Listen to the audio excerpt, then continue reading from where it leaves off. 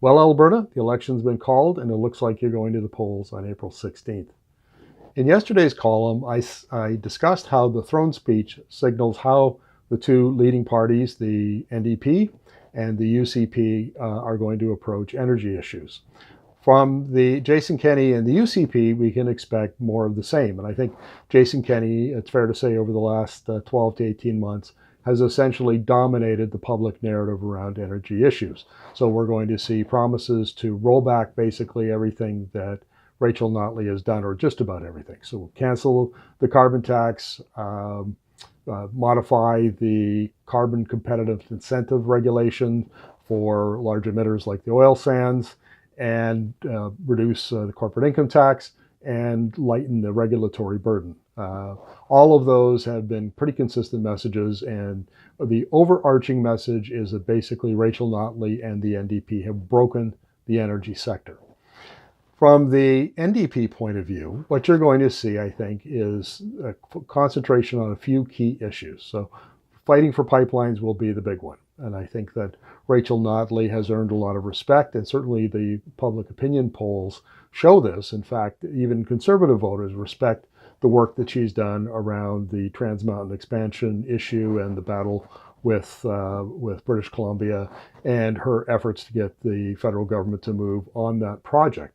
Another big one will be petrochemicals and partial upgrading, because over the last 2-3 months, there have been quite a number of announcements, and we're now up to $13 billion of investment that's been announced in petrochemicals and partial upgrading that are tied to Alberta government programs, subsidies and support. And those will create somewhere in the neighborhood of 8,000 to 10,000 construction jobs and up to 1,000 jobs, permanent jobs. And there are still more to come, I think. And I think Notley will spend a lot of time on that. But what I find really interesting is what was not in the throne speech and what Notley is not spending a lot of time on.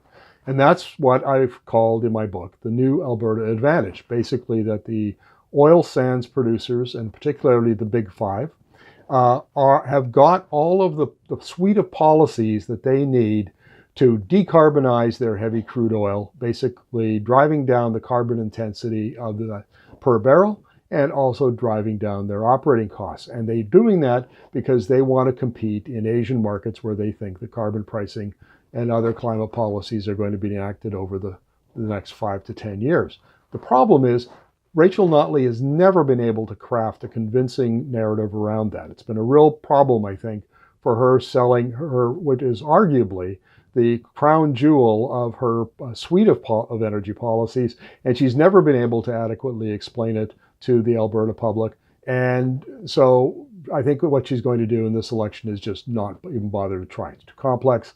It's too difficult for voters to grasp during the 30 days of an intense election campaign.